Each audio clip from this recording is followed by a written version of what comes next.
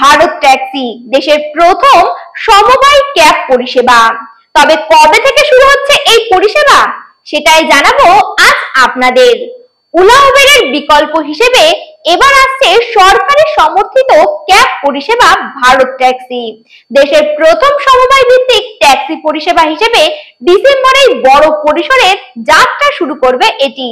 তার আগে নভেম্বরে দিল্লিতে শুরু হবে পাইলট প্রকল্প, যেখানে থাকবে 650 জন চালক ও গাড়ির মালিক। এই প্রকল্পটি তৈরি করেছে কেন্দ্রীয় মন্ত্রক ও ন্যাশনাল ই গভর্নেন্স ডিভিশন।